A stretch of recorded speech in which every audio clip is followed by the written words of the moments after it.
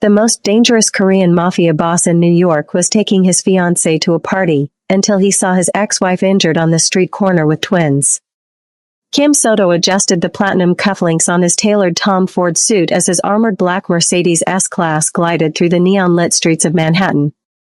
Two SUVs flanked his vehicle on either side, his security detail always watching, always ready. The glittering lights of the city reflected off the tinted windows, illuminating the woman beside him. Laura Martin, 28, ice blonde hair swept into an elegant chignon, a diamond choker catching the light with every tilt of her head. She was everything his world demanded, connected, powerful, ruthless. At 35, Kim had learned that power could buy almost anything, including alliances sealed by marriage.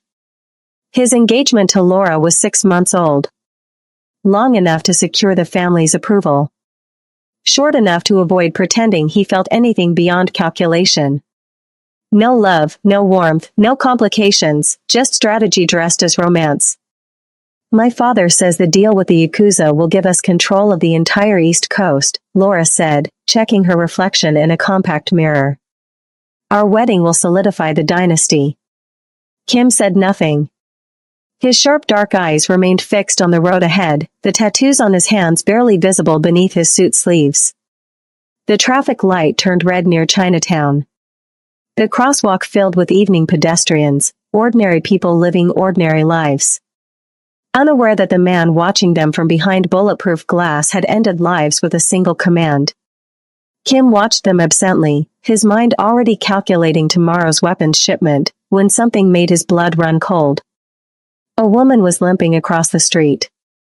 She moved slowly, painfully, one arm wrapped in a bandage, the other cradling two babies against her chest. Twins bundled in a worn baby carrier, one in pale blue, one in soft pink. Her natural hair was pulled back in a messy bun, and dark circles shadowed her eyes. She looked exhausted. She looked like she'd been fighting a war, alone. A bruise darkened her cheek. Fresh stitches marked her forearm. Even from a distance. Even with her head down. Even after 14 months of forcing himself to forget. Kim knew that face. Phoebe Smith. His ex-wife. The woman he had divorced exactly 1 year and 2 months ago. The babies looked about 6 months old. The timing would be exactly right. Kim's hands that had never trembled holding a blade, now shook against the leather armrest. The world outside seemed to slow as Phoebe paused on the dangerous corner. One of the babies began to fuss. She winced, shifting both infants carefully, pressing a gentle kiss to the crying child's forehead. Humming something soft despite the pain etched across her beautiful face. The baby quieted. She continued limping forward, disappearing into the shadows on the other side of the street. Kim. Laura's voice cut through the fog. The light's green. Your driver is waiting for your signal. He blinked. Cars behind them were honking. His men were glancing back through the rearview mirror, confused by his hesitation. Kim, you look like you've seen a ghost, Laura said, studying his face with cold curiosity. Do you know that woman?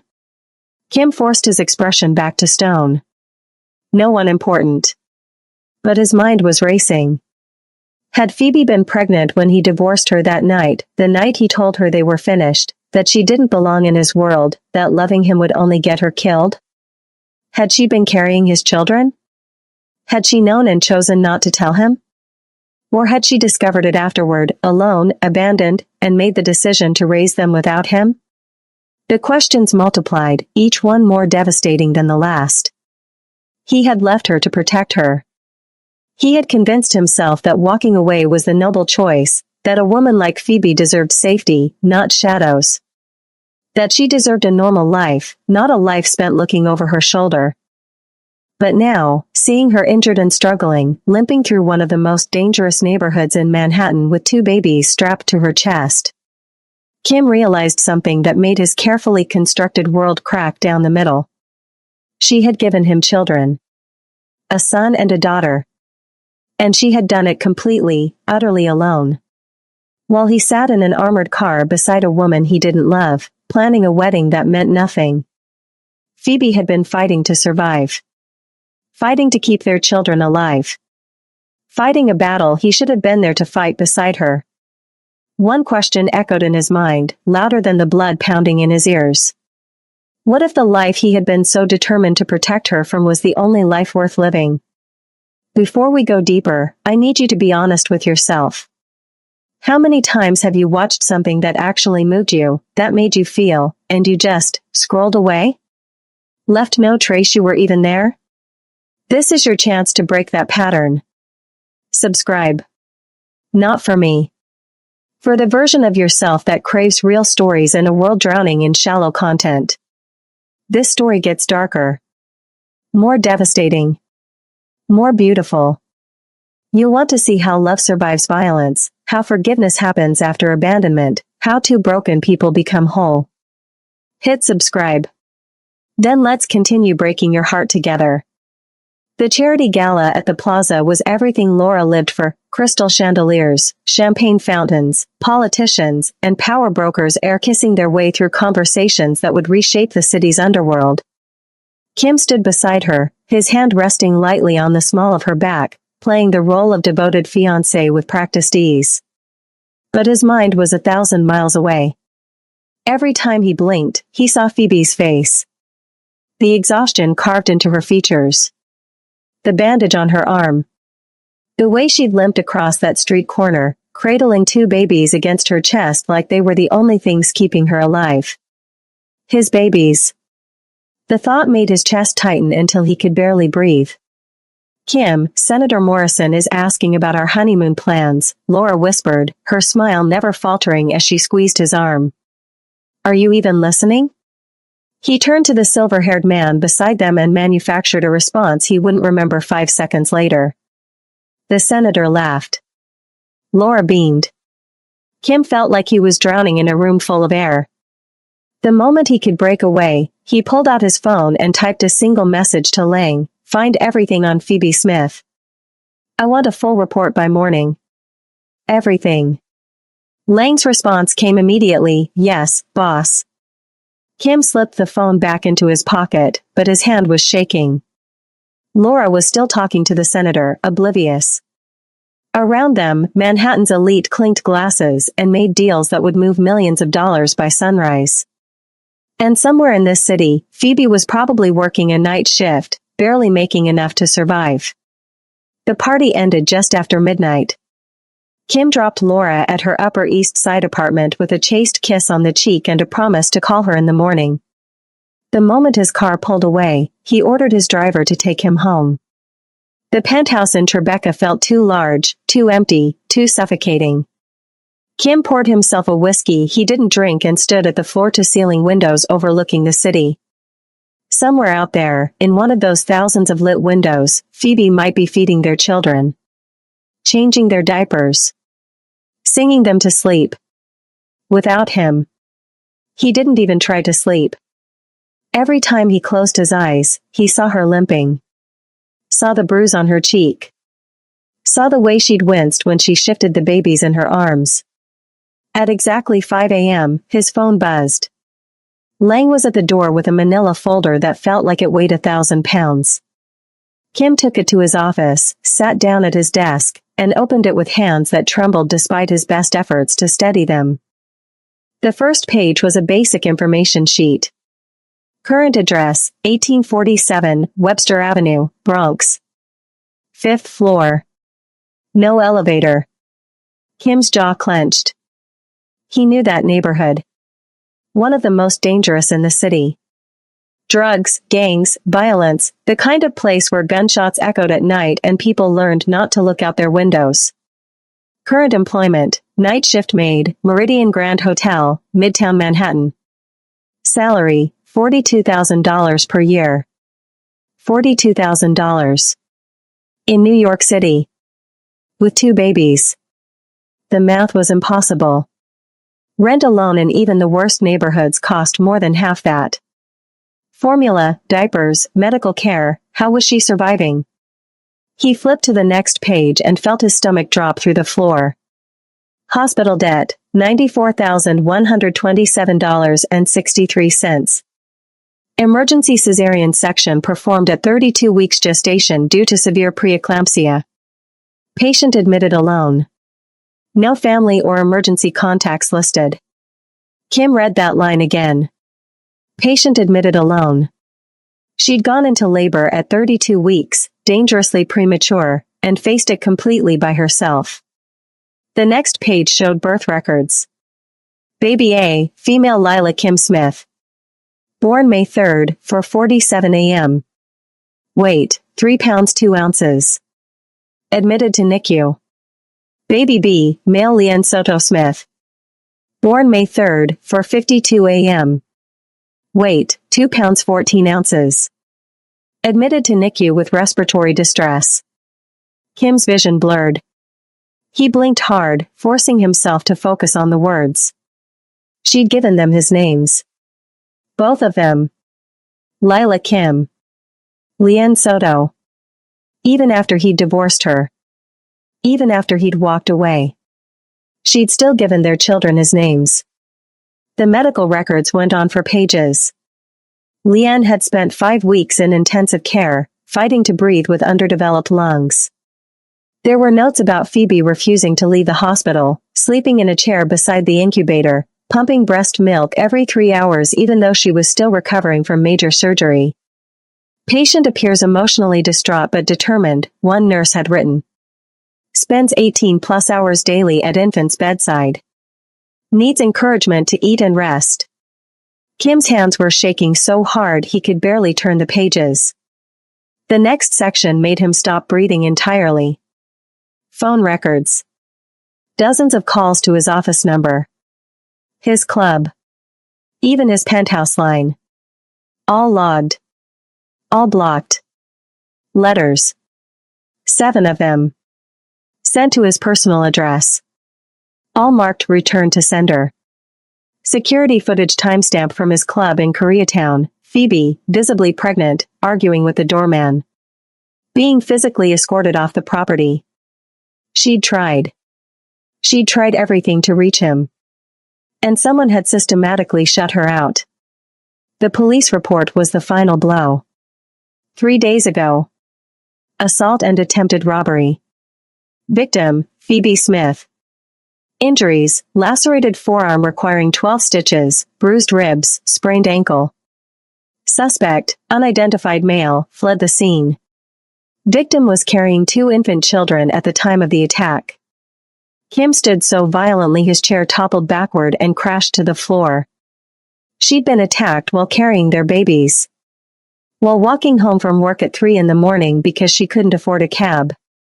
Because she was drowning in debt from saving their son's life. The door to his office opened. Lang stepped inside, his expression carefully neutral. Boss, I. Who gave the orders? Kim's voice was barely above a whisper, but it carried the weight of a death sentence. Who blocked her calls? Who turned her away? Lang's face went pale. He closed the door behind him and stood with his head bowed, hands clasped in front of him like a man facing execution. I did, Hyunnim. The silence that followed was deafening. After the divorce, Lang continued, his voice steady despite the fear Kim could see in his eyes. Dylan Wong had men watching her. Following her to work. Sitting outside her apartment. I thought, if she couldn't reach you, if she believed you'd moved on completely, she'd fade from your life. Dylan would lose interest. She'd be safe. Kim moved around the desk slowly, each step deliberate. And when she got pregnant? Lang's voice cracked. I found out when she was 5 months along. By then, she'd stopped trying to contact you. She'd accepted you were gone. I thought telling you would only put a target back on her. I thought. Kim's hand shot out and grabbed Lang by the throat, slamming him against the floor-to-ceiling window with enough force to make the bulletproof glass shatter. Lang didn't fight back. Didn't even raise his hands to defend himself. You stole 14 months, Kim snarled, his face inches from Lang's. You stole my chance to be there when she was pregnant and terrified. You stole my chance to hold my children when they were born. You stole my chance to help her when my son was fighting for his life in an incubator. Lang's eyes were watering, but he held Kim's gaze. I know, Hyungnim. I was wrong. She was mugged. Kim's voice rose to a roar. She was attacked while carrying my children because she was too poor to afford a cab home from work. Because she's drowning in debt from saving our son's life. All while I was sitting in penthouses making deals that mean nothing. He released Lang, shoving him away. The older man collapsed against the window, gasping for air. Kim pulled out his phone with shaking hands. I want protection on her. 24/7. The best men we have. No one gets within 100 feet of her or those babies without clearance. Do you understand? Yes, Hyungnim. Lang's voice was hoarse. Already done. I had men posted outside her building the moment you ordered the investigation. Kim's phone buzzed before he could respond. Unknown number. He answered without thinking, his mind still reeling from everything he'd learned. The voice on the other end made his blood run cold. Kim Soto. Dylan Wong's Mandarin-accented English was smooth as silk and twice as deadly. I have to say, you hit it well. The black woman. The mixed babies. Very touching. Kim's hand tightened on the phone until he heard the case crack. I know you have men watching her now, Dylan continued, almost conversational. But here's the thing about protection, Kim, it only works until it doesn't. And when it doesn't. He paused, letting the silence stretch. Well. Let's see how long they survive. The line went dead. Kim stood frozen, phone still pressed to his ear, as the full weight of his situation crashed down on him. Phoebe and his children weren't just struggling. They were in danger. And this time, he couldn't walk away. The Meridian Grand Hotel in Midtown was the kind of place where guests paid $500 a night for rooms they barely slept in. Kim had been there before, business dinners, backroom meetings, the occasional deal that required neutral territory. Now he stood in the shadows across the street, watching the service entrance, waiting for a woman who had every right to spit in his face. It was 2:47 a.m. when the door finally opened and Phoebe emerged, pulling a worn jacket around her maid's uniform. She was still limping. The bandage on her arm was visible beneath her sleeve. Kim's chest tightened as he watched her move slowly toward the subway entrance, favoring her left leg, one hand pressed against her ribs like they hurt with every breath. She'd worked an 8-hour shift with those injuries. While their baby slept in a 5th-floor walk-up in the Bronx with an elderly neighbor who probably couldn't protect them if something went wrong. He stepped out of the shadows before she could descend into the subway. Phoebe. She froze mid-step. For a heartbeat, she didn't move. Then she spun around, and the look in her eyes hit him like a physical blow. Once, those eyes had looked at him with love. With trust. With the kind of warmth that made him believe he could be something other than what he was. Now they burned with ice and fire. Don't. Her voice was low, shaking with barely controlled fury. Don't you dare say my name like you have the right. Kim raised his hands, palms out, the universal gesture of peace. The twins. Lila and Lien. They're mine. The laugh that tore from Phoebe's throat was one of the most painful sounds Kim had ever heard. They're my children. She took a step toward him, and despite the limp, despite the exhaustion carved into her face, she looked like a warrior. You signed divorce papers. You walked away without a word. You don't get to claim them now just because you saw us on the street. Dylan Wong threatened you, Kim said, the words tumbling out in a rush. He swore he'd kill anyone I loved. I saw what he did to my cousin's wife, burned her alive in front of her children just to prove a point. When he said you were next, I divorced you to save your life. I thought if I wasn't connected to you anymore, he'd leave you alone. Phoebe's hands clenched into fists at her sides. You didn't give me a choice. Her voice rose, echoing off the empty street. Do you know what it's like to find out you're pregnant 2 weeks after your husband divorces you with no explanation? Do you know what it's like to call and be told Mr. Soto doesn't wish to be contacted by you? Kim felt like someone was driving a knife into his chest with every word. I went to your club, Phoebe continued, her voice breaking. Security dragged me out like I was trash. I wrote letters, they all came back unopened. I stood outside your building in the rain for 3 hours hoping to see you, and your doorman threatened to call the police. Phoebe. I went into labor alone at 32 weeks. Tears were streaming down her face now, but her voice stayed strong. Alone, Kim. No one held my hand while they cut our son out of me. No one told me if he was going to survive. I sat beside Lian's incubator for 18 hours a day, watching him fight for every breath, praying to a God I stopped believing in years ago. While you were probably with her, that blonde woman I saw in your car tonight. The gut punch of that accusation made Kim physically step back. I didn't know you were pregnant, he said, his voice rough. I swear to God, Phoebe, I didn't know. If I had. If you had known, what? She cut him off with a slash of her hand. You would have stayed? No. You would have made the same choice. You decided I wasn't worth the risk. You decided I was too weak, too black, too other to survive in your world. There it was. The wound he'd tried to tell himself didn't exist. That's not true, Kim said, but the words sounded hollow even to his own ears. Then who blocked me? Phoebe demanded. Who gave the orders to turn me away? Who made sure I couldn't reach you even when I was pregnant and terrified? Lang. My second in command. He acted without my knowledge. Phoebe stared at him for a long moment, and Kim saw the war playing out behind her eyes, wanting to believe him, refusing to be hurt again. It doesn't matter, she finally said, her voice dropping to barely above a whisper. You still left. You still chose your reputation, your safety, your world over me. Over us. Kim's phone vibrated in his pocket.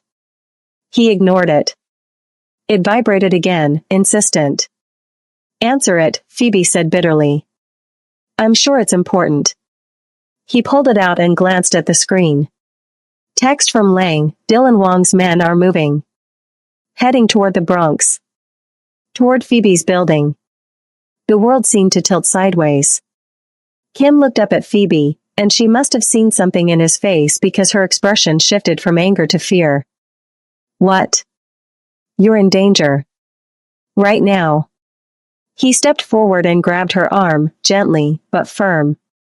Dylan Wong knows about you and the babies. He has men heading to your apartment right now. Phoebe jerked away from him. You're lying. This is some kind of manipulation. I'm not lying. Kim pulled up the text and showed her. Lang has men protecting your building, but I need to get you somewhere safe. Somewhere I can actually protect you. Lila and Lian, Phoebe's voice cracked with panic. Who's watching them? Mrs. Chen. My neighbor. She's 70 years old, Kim, she can't. My men won't let anyone near your apartment, Kim said. But we need to go. Now. I'll get you and the baby somewhere Dylan Wong can't touch you.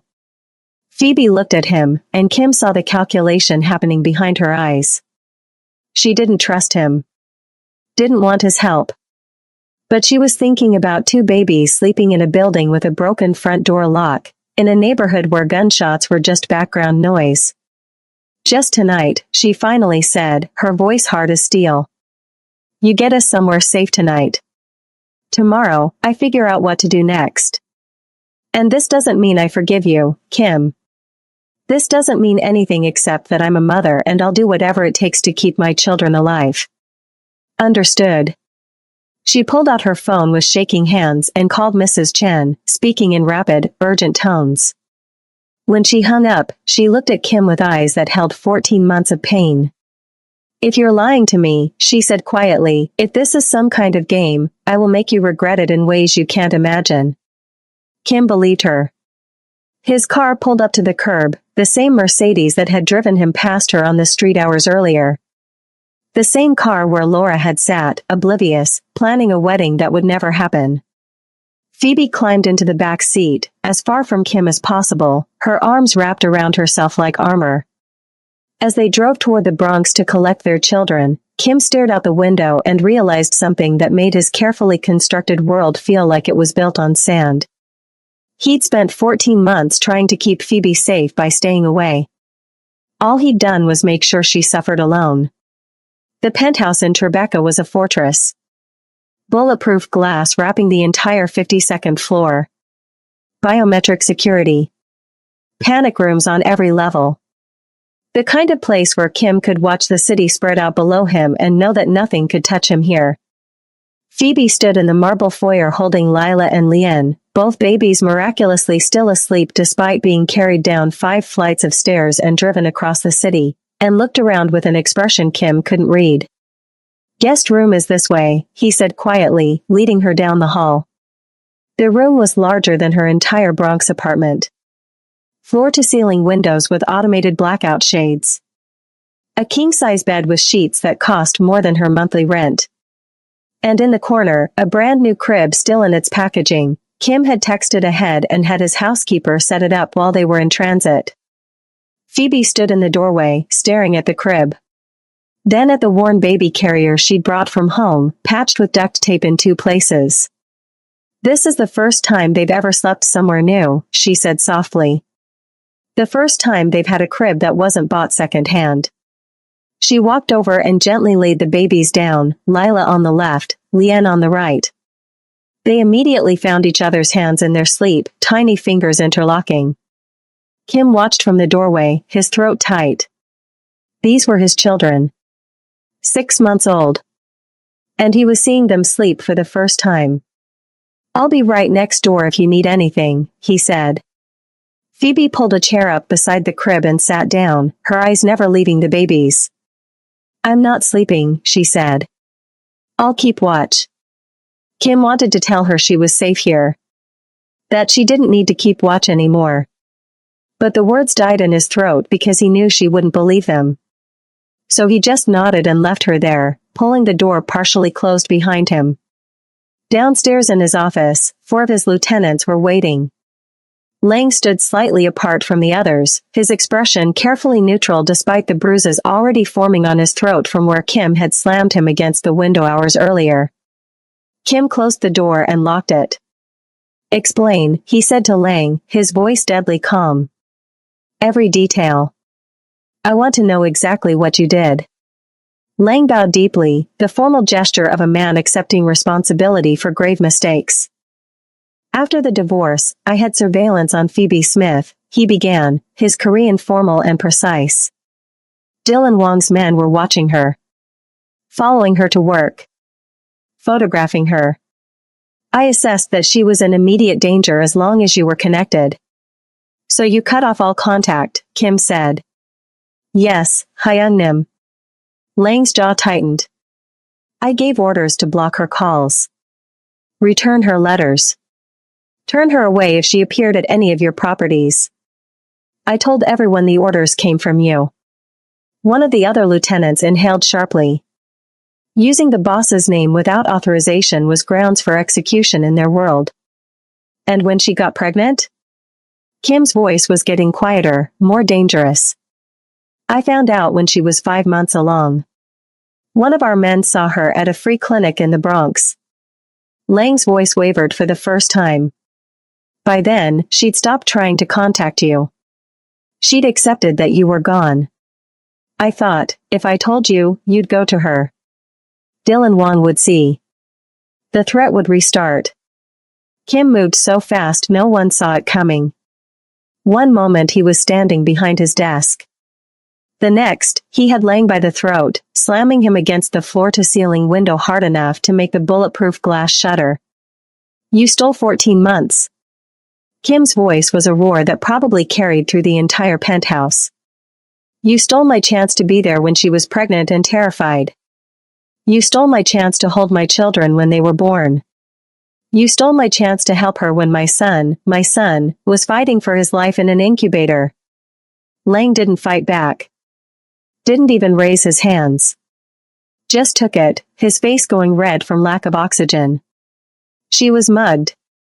Kim's voice cracked. She was attacked while carrying my children because she couldn't afford a cab home.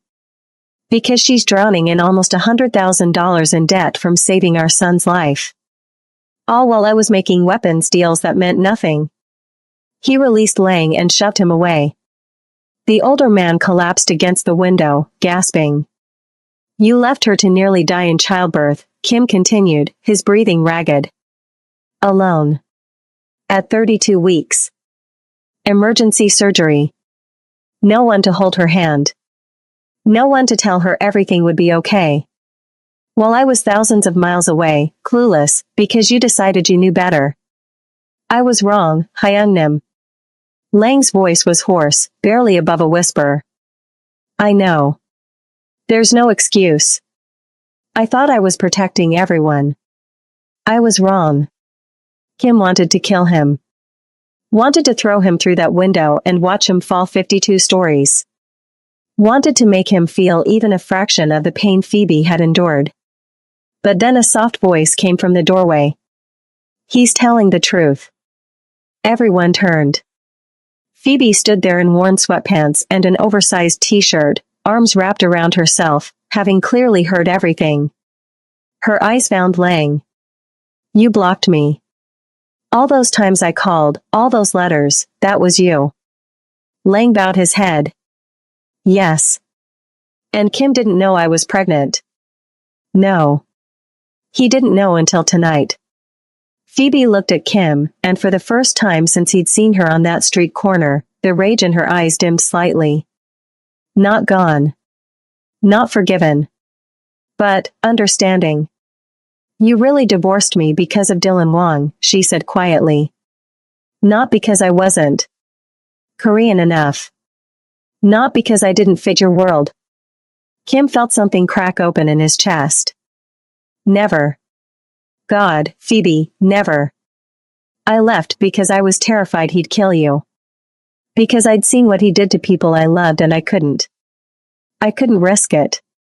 A tear slid down her cheek. Just one. You didn't trust me to make that choice myself. No. I didn't. And that was wrong. They stared at each other across the office, 14 months of pain and lies and misunderstanding hanging in the air between them. Finally, Phoebe turned back to Lang. Those men you posted outside my building. They're good? The best we have.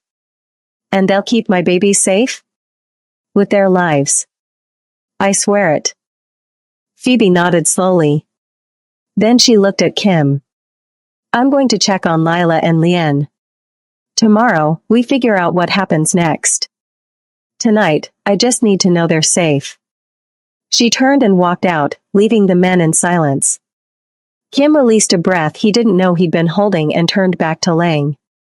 You will protect them, he said, his voice cold and final. Every second. Every breath. You will dedicate your life to making sure nothing happens to Phoebe or those babies. If one hair on their heads is harmed, I will kill you slowly. Do you understand? Yes, Hyungnim. Lang bowed deeply. I understand.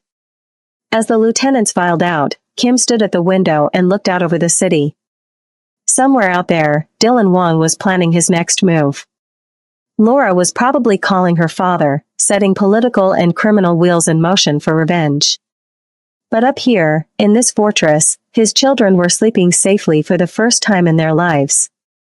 And Phoebe, broken, exhausted, magnificent Phoebe, had heard the truth. It wasn't forgiveness. It wasn't even close. But it was a start. Morning light flooded the penthouse through floor-to-ceiling windows, turning the marble and glass into something ethereal. Kim had been awake since dawn, unable to sleep, sitting in his office reviewing security protocols and trying not to think about the woman and two babies sleeping down the hall. The sound of the front door opening made him look up. He'd forgotten Laura had a key. Her heels clicked against the marble floor, Louboutins, probably, the red soles flashing with each step. She was dressed for brunch in a cream-colored dress that cost more than most people made in a month, her blonde hair perfectly styled, diamonds at her throat and wrists. "Kim?" Her voice carried through the penthouse. "Darling, we're going to be late for the fundraiser." "Why aren't you?" She stopped mid-sentence. Kim emerged from his office to find Laura frozen in the entrance to the kitchen, staring at something with an expression he'd never seen on her face before. Phoebe sat at the breakfast bar in one of Kim's old t-shirts and sweatpants, spooning baby food into Lila's mouth while Lien banged his tiny fists on the tray of his high chair. Both babies were babbling, and Phoebe was humming softly, completely absorbed in the simple act of feeding her children. Kim's children. Laura's eyes swept from Phoebe's natural hair, pulled back in a messy bun, to her dark skin, to the two mixed-race babies with their father's eyes and their mother's warm brown skin. Something ugly flickered across Laura's perfectly made-up face before she schooled her expression into cold neutrality. "Who is this?" Her voice could have cut glass. Phoebe looked up, spoon frozen halfway to Lila's mouth.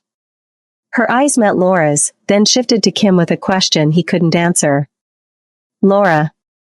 Kim stepped into the kitchen, positioning himself between the two women. "I didn't expect you this morning. I asked you a question." Laura's finger shot out, pointing at Phoebe like she was something distasteful. "Who is she?" Kim felt something settle in his chest, a decision he'd been avoiding since the moment he saw Phoebe on that street corner. A choice he should have made 14 months ago. "My ex-wife," he said clearly. "And those are my children." The silence that followed was absolute. Even the babies seemed to sense something momentous happening, their babbling fading to quiet whimpers. Laura's face drained of color, then flushed an angry red that clashed with her carefully coordinated outfit. "You're what?" Her voice rose to a pitch that made Lila start crying. "You have children with her?" The way she said her, dripping with disgust and something darker, made Phoebe stiffen. She pulled Lila out of the high chair, holding her daughter protectively against her chest, her eyes fixed on Laura with the wariness of someone who'd faced this kind of hatred before. Kim stepped fully between them, blocking Laura's line of sight to Phoebe and the babies. "Watch your tone, Laura." She laughed, high and shrill. "Watch my tone. Are you insane? You're going to destroy our engagement, destroy our family's alliance, destroy the Yakuza deal, for a black maid and two illegitimate babies?" Behind him, Kim heard Phoebe's sharp intake of breath. Felt the weight of those words landing like blows. His voice dropped to something deadly quiet. "Those are my son and daughter. If you speak about them that way again, you will regret it." "Oh, I'll regret it." Laura's rage was boiling over now, all pretense of sophistication gone. "My father has invested millions in this partnership. Do you have any idea what this will do to your reputation? Leaving me, for her? For some woman you knocked up and abandoned? The entire underworld will see you as weak.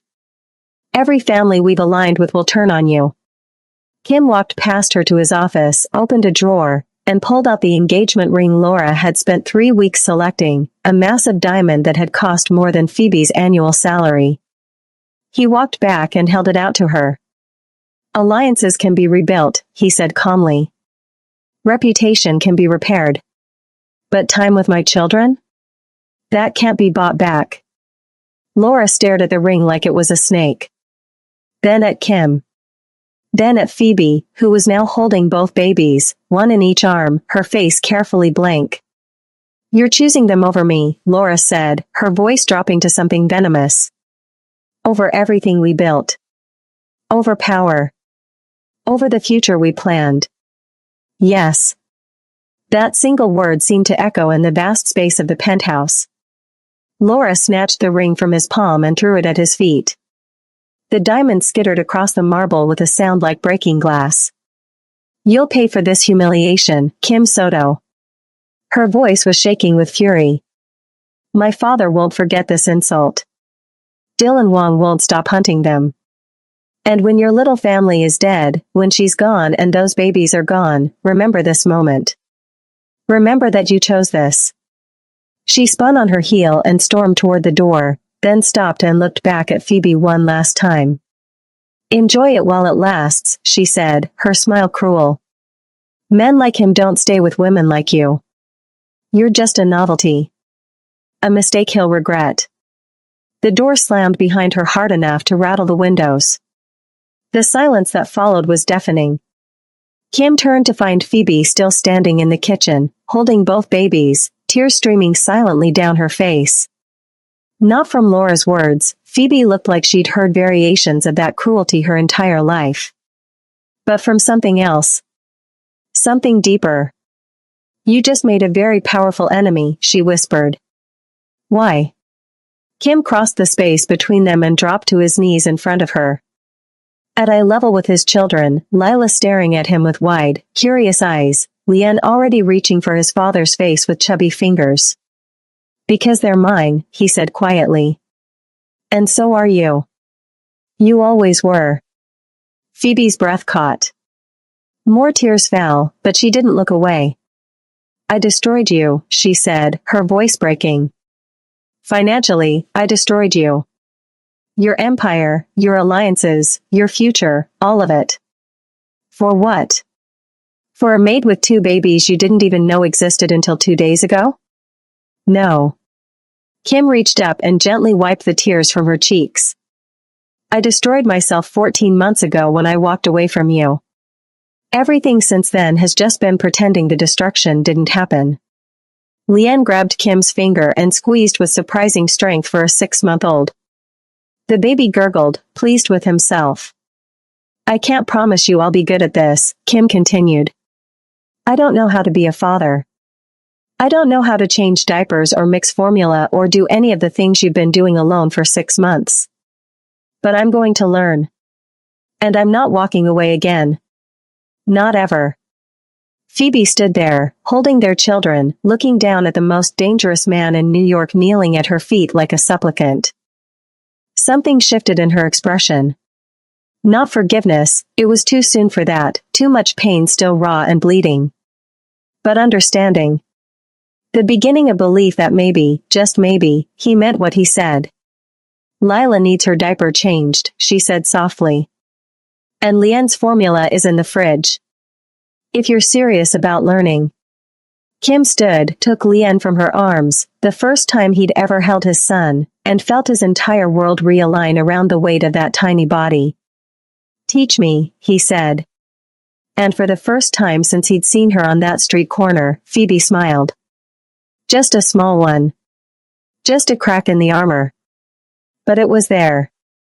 The first attempt at mixing formula was a disaster. Kim stood in the kitchen staring at the canister like it was a bomb he needed to defuse, Lien screaming in his arms while Phoebe fed Lila in the living room. The instructions seemed simple enough. Water. Powder. Mix. He heated the water too hot. The first bottle was scalding. He tried again, adding cold water this time. Too cold. Lien's screams intensified. Third attempt, he dumped in too much powder. The formula came out thick as paste, completely undrinkable. Do you need help? Phoebe appeared in the doorway, Lila contentedly chewing on her fist. No. Kim's jaw was set with determination. I'm figuring it out. Fourth attempt. Lukewarm water. Exact measurement of powder. Shake gently, not too hard, he'd learned that lesson when formula exploded all over the counter on attempt 2. The bottle was perfect. Lien latched onto it like he'd been starving, his little body relaxing in Kim's arms as he drank. See? Phoebe said softly. You figured it out. The diaper change was worse. Kim laid Lien on the changing table, expensive, designer, still had the tags on, and stared down at his son like he was facing a military operation. How hard could it be? Very hard, as it turned out. The first diaper went on backward. Lien immediately peed, soaking through his onesie. The second diaper, Kim managed to get the tabs stuck to themselves instead of the diaper. The third time, just as Kim was congratulating himself on finally getting it right, Lian peed directly on him, a perfect arc that hit Kim's Tom Ford shirt. Phoebe, watching from the doorway, tried to hide her laugh behind her hand. Failed completely. "It's not funny," Kim muttered, but even he was smiling a little. "It's a little funny," she admitted. That night, Kim didn't sleep.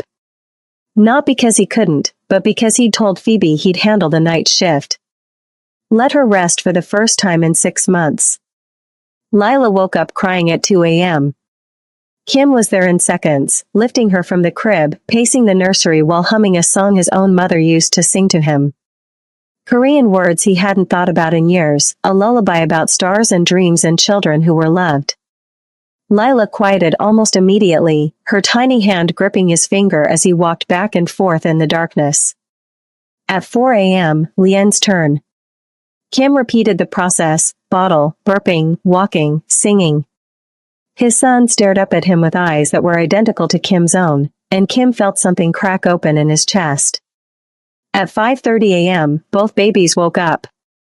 Kim somehow managed to hold both of them, one in each arm, singing that same lullaby until they drifted back to sleep. When morning came, Phoebe found him still in the nursery, sitting in the rocking chair with both babies asleep against his chest. He'd finally dozed off, his head tilted back, exhaustion written across his face. She stood in the doorway for a long moment, just watching. This man who'd broken her heart. This man who'd left her to face the hardest moments of her life alone.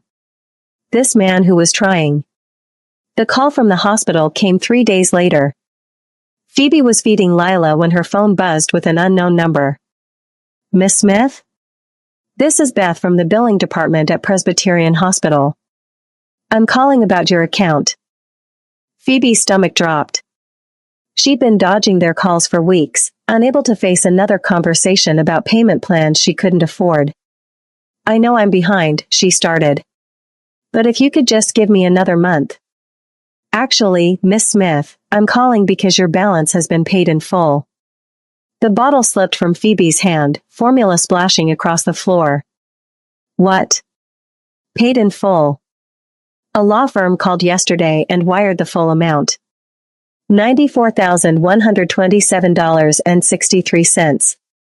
Your account is clear." Phoebe ended the call and marched straight to Kim's office. He was on his laptop, probably doing something illegal and highly profitable, but he looked up when she slammed the door. "You paid my debt." It wasn't a question. "Yes. I don't need you to buy me, Kim." He closed the laptop and stood, his expression serious. "I'm not buying you. That $94,000 should have been my responsibility from the moment you went into labor. You carried that debt alone because I wasn't there. I'm fixing what I should have done 14 months ago." "That's not it." He interrupted, his voice firm. "You nearly died giving birth to our children. Our son spent 5 weeks fighting to breathe. You sat beside his incubator for 18 hours a day while recovering from major surgery. Alone. And then you got a bill that would take you years to pay off. That should have been my burden to carry. Not yours." Phoebe wanted to argue. Wanted to throw his money back in his face and prove she didn't need him. But he was right. And she was so tired of carrying everything alone. "Thank you," she whispered. The milestone came unexpectedly. Phoebe had laid Lian on his play mat in the living room, encouraging him to practice pushing up on his arms. Kim was reading the Wall Street Journal nearby, or pretending to. Really he was watching his son with barely concealed fascination. Lian pushed up. Rocked back. Pushed up again. Then, with a grunt of effort that seemed impossibly loud from such a small body, he rolled completely over onto his back. "Kim." Phoebe's shout made him drop the newspaper. "Kim, come here." He was across the room in seconds, his hand already reaching for the gun he kept in a shoulder holster, scanning for threats. He rolled over. Phoebe was filming on her phone, tears streaming down her face. Lian just rolled over by himself. Kim stared down at his son, who looked enormously pleased with himself, waving his arms and legs in celebration. He did? Watch, he's going to do it again, Lian, baby, show daddy. And Lian did. Rolled from his back to his stomach like he'd been doing it his whole life, then looked up at Kim with an expression that clearly said, "Did you see that? Did you see what I did?" Kim dropped to his knees beside the play mat, his hand gentle on Lian's back. You did it, buddy. You did it. It was the first time Phoebe had heard his voice break with anything other than anger or pain. That night, after the babies were asleep, Phoebe did something she hadn't planned to do. She sat beside Kim on the couch and unlocked her phone. These are the things you missed, she said quietly. The first video, Lila's first smile at 6 weeks old. Filmed in the cramped Bronx apartment, Phoebe's tired voice cooing at the camera. Look at you, beautiful girl. Look at that smile. Next, Lian's first laugh at 3 months. A sound like bubbles, pure joy, Phoebe tickling his tiny feet. More videos. Dozens of them. Bath time. Tummy time. The first time Lila grabbed her own toes. The first time Lian held a rattle. Small moments that meant everything. Kim watched every single one without speaking. But tears streamed down his face, silent and unstoppable. When the last video ended, Lila and Lian holding hands in their sleep, their tiny fingers intertwined, he couldn't speak for a long moment. Finally, I'll never miss another moment. I swear it. Whatever it takes, whatever I have to do, I'll be here. For all of it. Phoebe looked at him, this dangerous man crying over videos of his children, and felt something shift in her chest. Not forgiveness. Not yet. But maybe the beginning of it. The scream ripped through the penthouse at 2:47 a.m. Kim was out of bed before his mind fully processed the sound, muscle memory from years of violence sending him into the hallway. His hand found the gun in the drawer beside his bed, safety off, finger on the trigger. Another scream. Not from the nursery. From Phoebe's room. He burst through the door to find her thrashing in the bed, sheets tangled around her legs, her face twisted in terror even though her eyes were closed. Please don't leave me, she sobbed, still asleep. Please. I'll be better. I promise I'll be better. Don't go. Don't go. Kim set the gun on the dresser and climbed onto the bed, gathering her into his arms. Phoebe. Baby, wake up. It's just a nightmare. I'm here. She fought him at first, still trapped in whatever hell her sleeping mind had constructed. But gradually his voice penetrated the darkness. Her eyes opened, wild and disoriented. For a moment she didn't seem to recognize where she was. Then she saw Kim and something broke. Not silent tears this time. Not the controlled grief she'd shown him before. This was complete devastation. Wrenching sobs that shook her entire body, sounds torn from somewhere deep and wounded that she'd kept locked away for too long. Kim just held her, rocking slightly, his hand smoothing her hair. What was the nightmare about? He asked when her sobs finally quieted to hiccuping breaths. Phoebe was silent for so long he thought she wouldn't answer. Then, in a voice barely above a whisper. My childhood. She told him things she'd never told anyone. About growing up with a single mother who worked 3 jobs and still couldn't make ends meet. About wearing second-hand clothes to school and being mocked for it. About watching her mother literally work herself to death by the time Phoebe was 19. She died of exhaustion, Phoebe said, her voice hollow. The doctors called it heart failure, but I know the truth. She worked herself into the ground trying to give me a better life, and it killed her. Kim held her tighter. And then there's the other stuff. Phoebe's voice hardened. Do you know how many times I've been told I'm pretty for a black girl? How many men have dated me like I'm some exotic experiment? How many people have looked at me the way your fiancé did this morning, like I'm less than human? Ex-fiancé, Kim murmured. When you divorced me. Phoebe's voice cracked. I thought it was because I wasn't enough. Not Korean enough. Not light-skinned enough. Not appropriate for a mafia boss. I thought you finally realized what everyone else had been telling me my whole life, that I don't belong in places like this. Kim pulled back just enough to look at her face. That was never true. Not for 1 second. But I believed it. And then I found out I was pregnant 2 weeks after you left, and I was so scared. I went into labor at 32 weeks. Emergency C-section. I woke up alone in recovery, and the first thing the nurse told me was that Lian might not make it. That his lungs were too underdeveloped. That I needed to prepare myself. Her tears started again, quieter this time but no less painful. I sat beside that incubator for 18 hours a day. Sometimes more. I couldn't afford to miss work, but I missed it anyway because I couldn't leave him. I was rationing formula at home because I had to choose between feeding Lila or paying rent. I walked 40 blocks home one night to save subway fare and got mugged. She looked up at Kim, her eyes red and swollen. Do you know what I thought while that man was hitting me? While I was trying to protect the babies and he was ripping my purse away?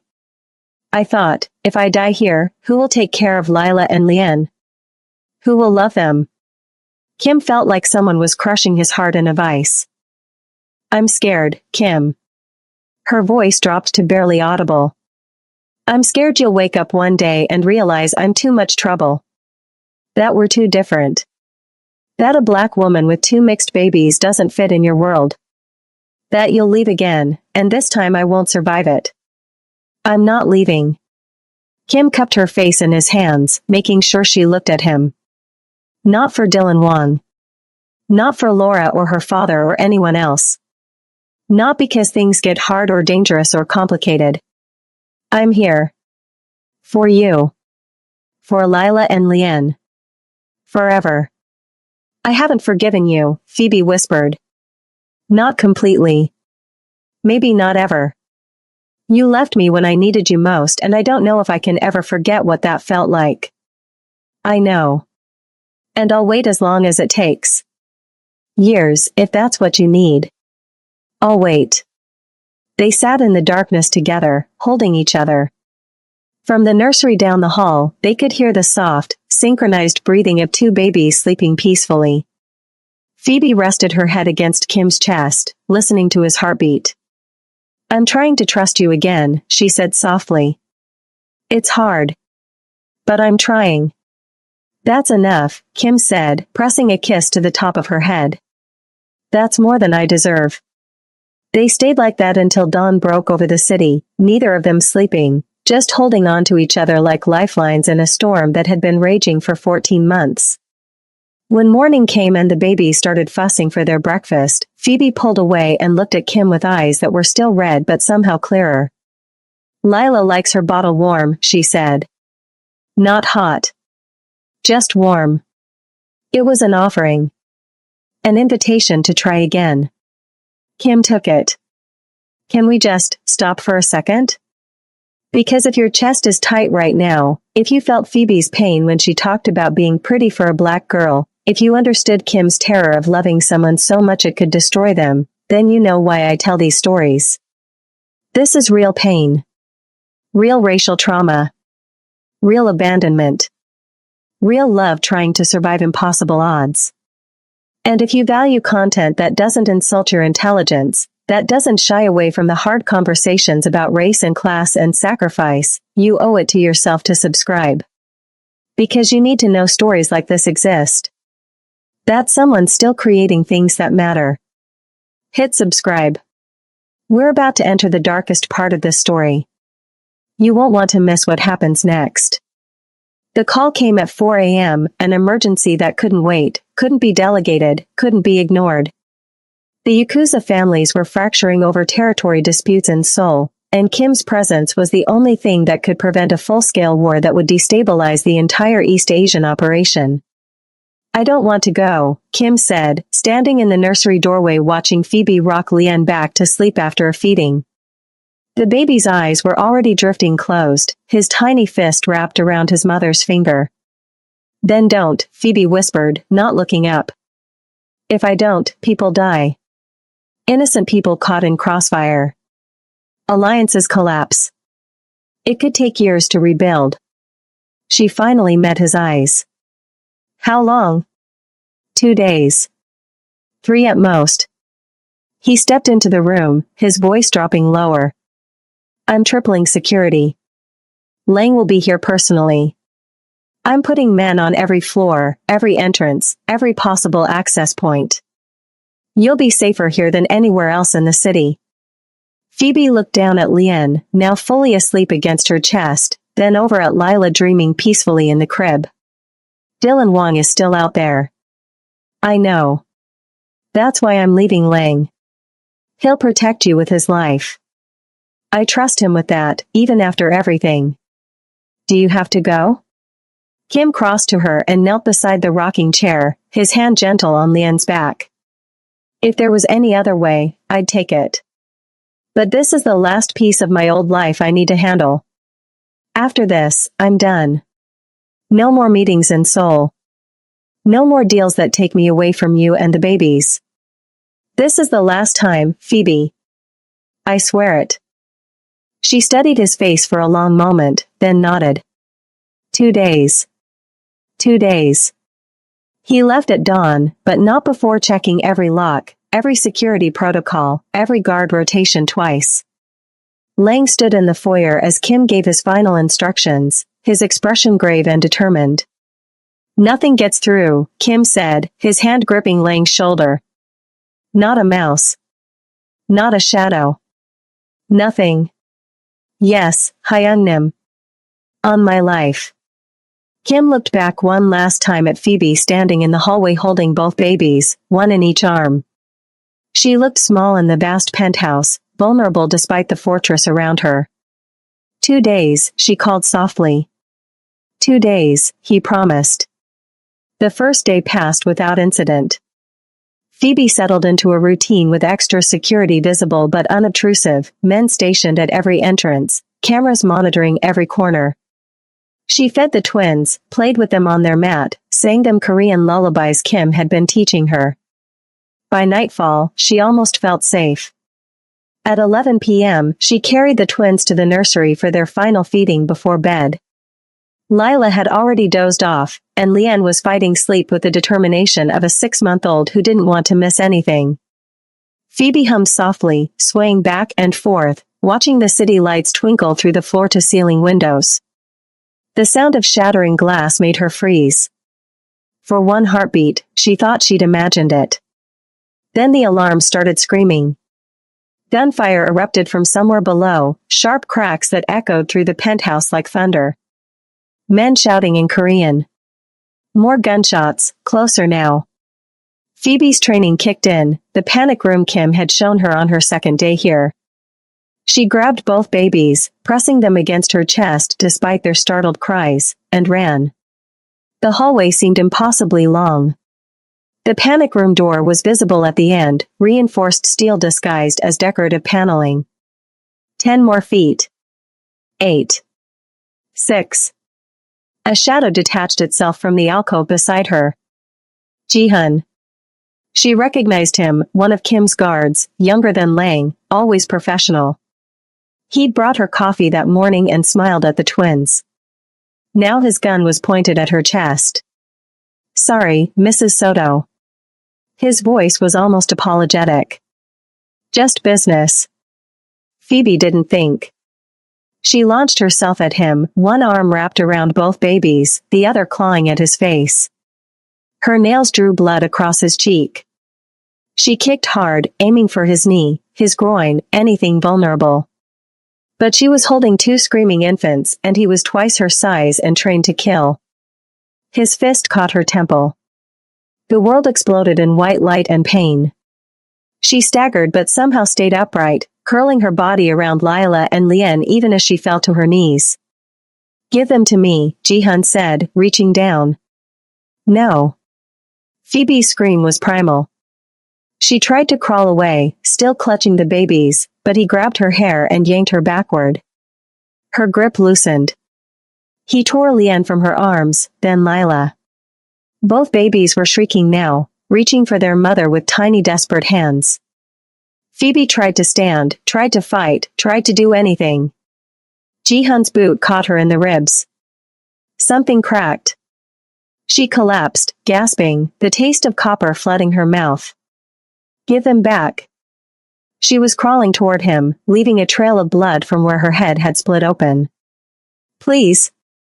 They're babies. Please. He looked down at her with something like pity, then kicked her again. This time in the face. Everything went black. In Seoul, Kim sat at a conference table with 8 Yakuza lieutenants, negotiating territory boundaries that would prevent a war. The meeting had dragged into its 6th hour. Everyone was exhausted, tempers fraying, but they were close to agreement. So close. His phone buzzed against his thigh. He ignored it. Phones off during negotiations was an absolute rule. It buzzed again. Then again. Insistent. Kim glanced down. Unknown number. Video message. Every instinct he'd honed over 15 years in this life started screaming. He stood abruptly, every eye in the room turning to him. Excuse me. He walked into the hallway and opened the message. The world stopped. Phoebe was tied to a chair in what looked like a warehouse. Her face was a mass of bruises, already swelling. Blood dripped from her split lip onto her shirt, Kim's shirt, he realized, one of his old t-shirts she'd been sleeping in. Behind her, 15 feet away, was a metal cage. Inside the cage, Lila and Lian screamed. The camera moved, and Dylan Wong stepped into frame. Mid-40s, scar bisecting his jaw, eyes like a dead shark's. Kim had seen those eyes in nightmares for 14 months. Hello, Kim. Dylan's Mandarin-accented English was conversational, almost friendly. Surprised? You thought divorcing her would save her. Stupid. Love doesn't work that way. Now she's mine. The babies too. The camera panned, and Kim's blood turned to ice. Laura stood beside Dylan, perfectly made up, smiling. You humiliated me, Kim. You destroyed my reputation. My father's alliances. Our future. Now I'll watch you suffer. Dylan moved closer to Phoebe, gripping her hair and forcing her head back. You have 1 hour. Red Hook Warehouse 9. Come alone. If I see your men, if I even suspect backup, I'll kill one baby every 5 minutes. He smiled. Then I'll kill her. Then I'll burn the bodies and send you the ashes. Phoebe lifted her head, and despite the blood and bruises, despite the terror in her eyes, she looked directly at the camera. Don't come. Her scream was raw. It's a trap. Save yourself. Dylan's hand cracked across her face. Her head snapped sideways. The video ended. Kim stood in that Seoul hallway, phone in his shaking hand, and felt something inside him splinter and reshape into something lethal. He didn't remember walking back into the conference room. Didn't remember the faces of the men who'd been negotiating. He just turned to his own lieutenants and said in Korean, "We're leaving. Now." Hyungnim, the deal. Now. 20 minutes later, he was in his private jet. Lang was already on the phone, voice crisp with controlled fury. All units converge on Red Hook. Full tactical gear. I want snipers on every roof within 1,000 yards of Warehouse 9. No one engages until I give the signal. Kim sat in the leather seat, staring at nothing, his mind calculating trajectories and outcomes and the 1,000 ways this could end with his family dead. How long until we land? He asked, his voice barely recognizable. 3 hours 40 minutes. Too long. It was going to be too long. Kim closed his eyes and saw Phoebe's face in that video. Saw his babies crying in a cage. Saw the blood and the terror and the desperate hope in her eyes when she screamed at him not to come. He opened them again and met Lang's gaze across the cabin. We go to war, Kim said quietly. Yes, Hyungnim, Lang replied. We go to war. Red Hook at midnight was a graveyard of industrial buildings and forgotten warehouses, the kind of place where screams wouldn't carry and bodies disappeared into the East River without questions.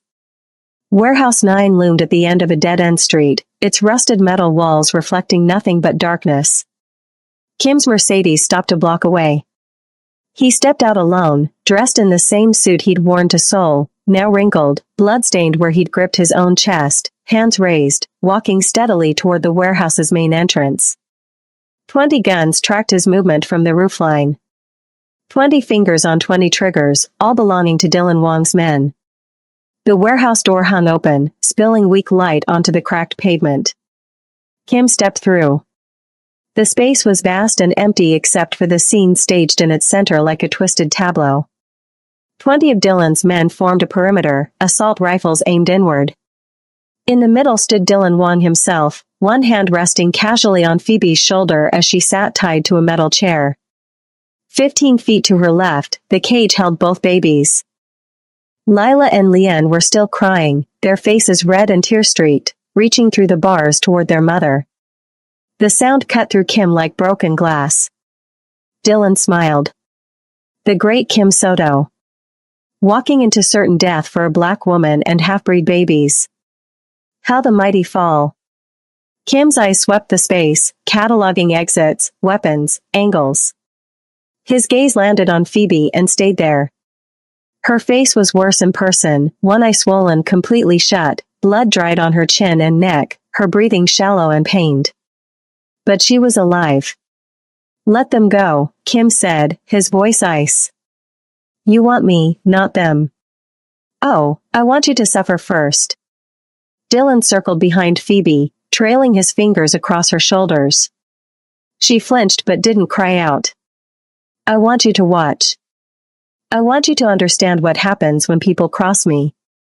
Movement to Kim's right. Laura emerged from the shadows, a pistol in her perfectly manicured hand.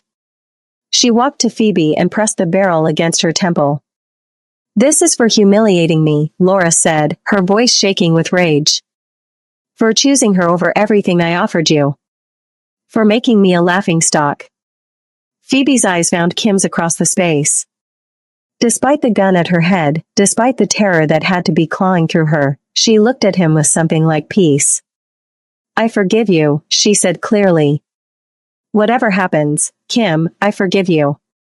Tell Lila and Leanne their mother loved them. Something broke open in Kim's chest. He'd spent weeks trying to earn her forgiveness, and now she was giving it to him while staring down death. He put 2 fingers to his lips and whistled, sharp, 2 notes that cut through the warehouse like a blade. Everything exploded. The back entrance blew inward in a shower of sparks and metal. Lang charged through with 30 men, tactical gear, assault rifles already firing.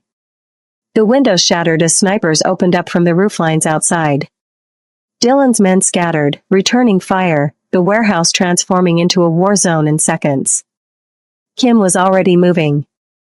He lunged for Phoebe, a blade appearing in his hand, hidden in his sleeve, always there, always ready.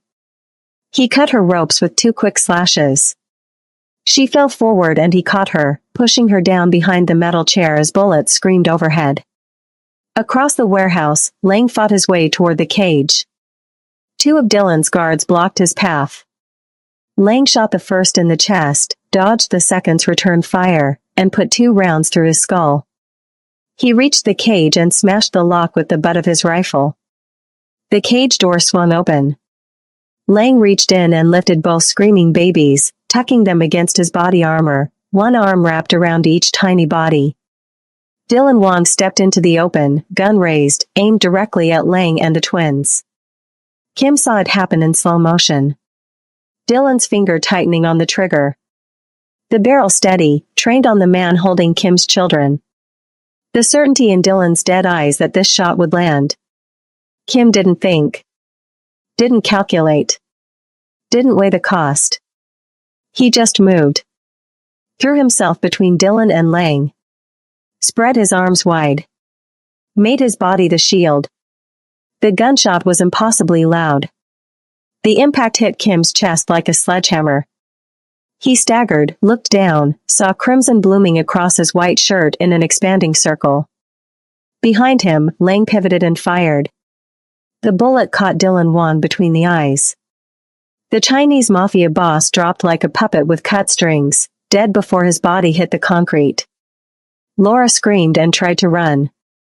Two of Kim's men tackled her, slamming her face first into the floor, zip-tying her wrists behind her back. Kim's legs gave out. He collapsed, the concrete cold against his back, staring up at the warehouse's rusted ceiling.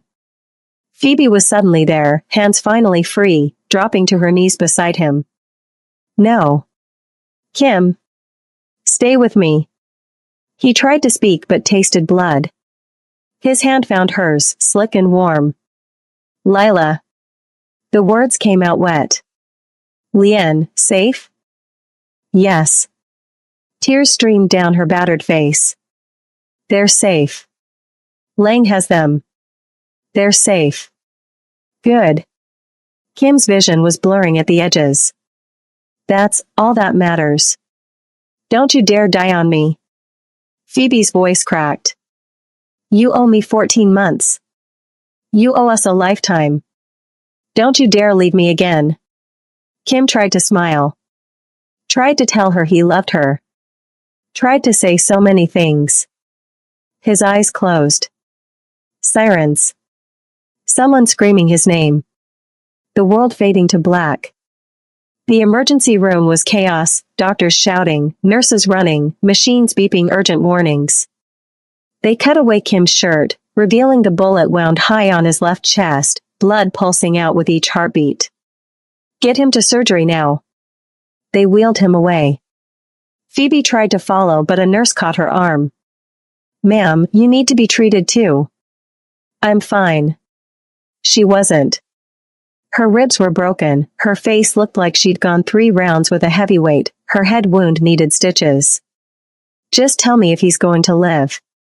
We're doing everything we can. 6 hours. 6 hours of pacing the waiting room while Lang sat in a corner holding both twins, rocking them gently, singing Korean lullabies in a voice rough with exhaustion. Lila and Lien had finally cried themselves to sleep against his chest, tiny hands fisted in his tactical vest. Phoebe refused to sit. Refused to be treated. Refused to do anything except watch that hallway for a surgeon to emerge. When the door finally opened at 6:47 a.m., she was there in seconds. The surgeon pulled down his mask, and his expression was carefully neutral. We almost lost him twice on the table. But we got the bullet out. It missed his heart by less than an inch. Nicked the pulmonary artery, that's what caused the bleeding. He's in ICU. Critical but stable. Phoebe's legs gave out. She would have hit the floor if Lang hadn't appeared beside her, steadying her with one arm while still holding both babies. He's alive, she whispered. Yes, ma'am. He's alive. She covered her face with her hands and sobbed, relief and exhaustion and trauma and 14 months of pain all crashing down at once.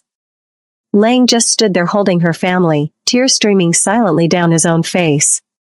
There's one more scene, the happily ever after. But before we get there, think about what you just witnessed. A man who literally died twice to save his family. A woman who forgave the unforgivable because she understood his pain.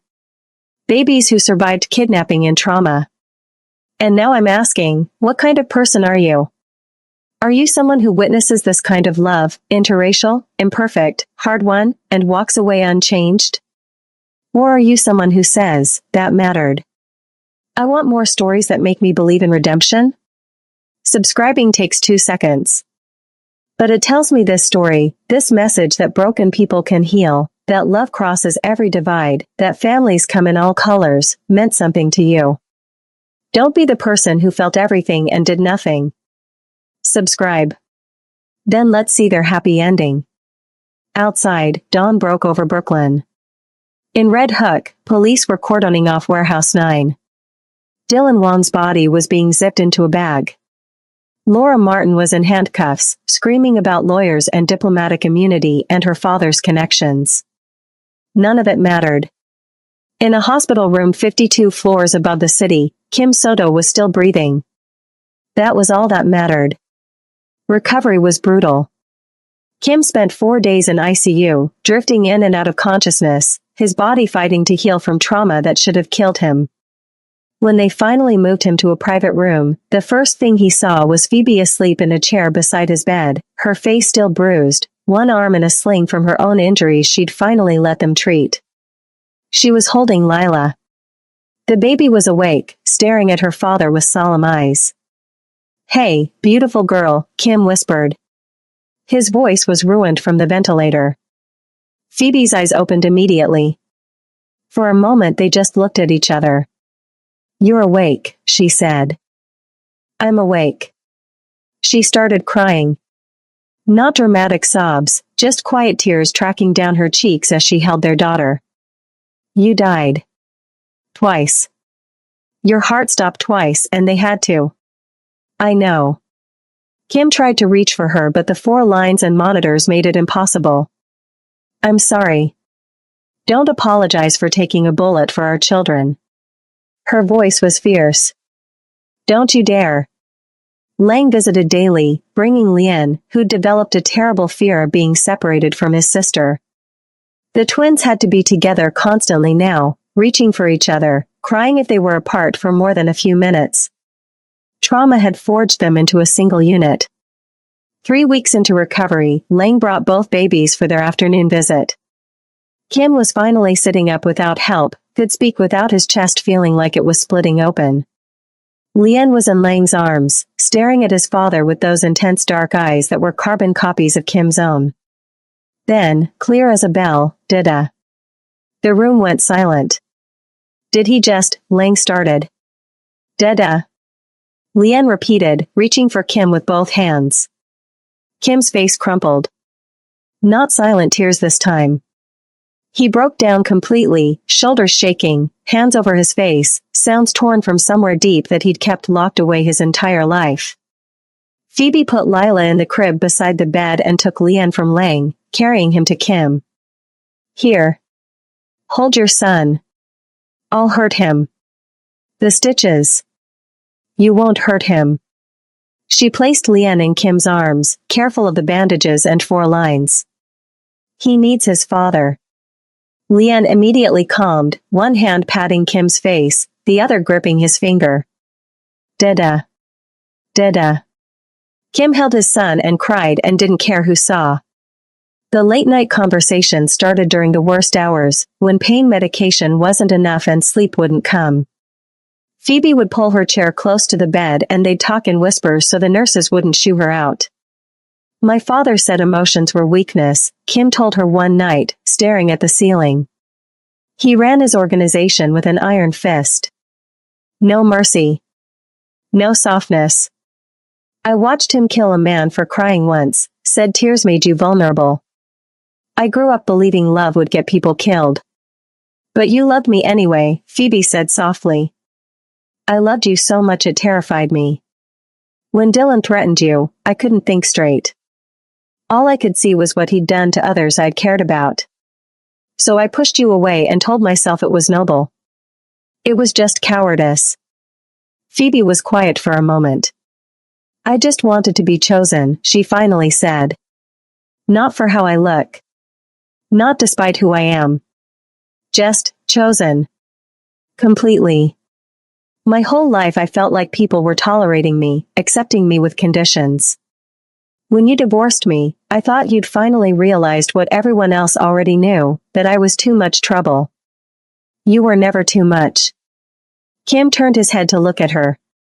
"You were everything." One night, 6 weeks after the warehouse, Phoebe leaned over his hospital bed. She'd been helping him practice walking earlier, and now he was exhausted but awake, watching her with dark eyes that held too much emotion to name. She kissed him. Soft. Tentative. Wet with tears from both of them. "We start over," she whispered against his lips. "Slowly. One day at a time. I'll wait forever if I have to." 6 months later, the penthouse in Tribeca was just a memory. Kim had walked away from the Mafia completely, liquidating assets, severing ties, transitioning everything to a legitimate import-export business focused on Korean goods, art, textiles, traditional crafts. They'd moved to a quiet street in Queens, a neighborhood where Korean shops sat next to soul food restaurants, where kids played in languages their parents had crossed oceans to preserve. The brownstone had a small backyard, perfect for twin toddlers learning to walk. Phoebe enrolled in community college, taking business management classes while Kim handled bedtime routines. She also started therapy, twice-a-week sessions focused on abandonment trauma and racial wounds that ran deeper than either of them had realized. Kim attended every parent-teacher night, every pediatrician appointment, every playground visit. He taught Lila and Leanne Korean words while Phoebe taught them about their Black heritage. They were raising children who belonged to both worlds completely. On a Saturday afternoon, watching Lila chase bubbles while Leanne dug determinedly in his sandbox, Kim pulled a small velvet box from his pocket. "Phoebe." She looked up from the lawn chair where she'd been reading, pushing her sunglasses up. He opened the box. Inside was a simple gold band engraved with Lila, Leanne, Phoebe in both English and Korean characters. "You gave me a family when I didn't deserve one," Kim said, dropping to one knee in their backyard while their children played obliviously. "You forgave me when I didn't deserve forgiveness. You loved me across every divide, culture, race, fear. Will you marry me again? Not for protection. Not for strategy. Because I love you. Completely." Tears streamed down Phoebe's face. "Yes. 1,000 times yes." He slid the ring on. They kissed while Lila squealed with delight and Leanne threw sand everywhere, completely unaware they were witnessing their parents' second engagement. Later that evening, after the twins were asleep and they were curled together on the couch, Phoebe took Kim's hand and placed it on her belly. "You won't miss this one," she said softly. Kim's eyes widened. "You're 8 weeks. This time, you'll be there for everything. Every appointment. Every midnight craving. Every moment." He dropped to his knees in front of her, pressed his face against her stomach, and cried. "I'll be there. I swear it. I won't miss a single second." On a Sunday morning 3 months later, you'd find them in the park, just another young family enjoying the weekend. Kim pushing Lila and Leanne on the swings, their laughter filling the air. Phoebe on a nearby bench, one hand resting on her growing belly, watching her family with a smile that had taken 14 months and a bullet to finally return. To anyone passing by, they were ordinary. No one knew the man pushing the swings once ruled New York's underworld. No one knew the woman on the bench survived abandonment, poverty, and violence. They were just a family. The most dangerous Korean mafia boss in New York discovered that real power didn't live in fear or violence or empires built on blood. Real power lived in 3 hearts, soon to be 4, that had forgiven him and given him a reason to become better. Some stories end with bullets and betrayal. But the most beautiful love stories end with ordinary days, mixed-race babies learning 2 languages, and the promise of countless ordinary days still to come.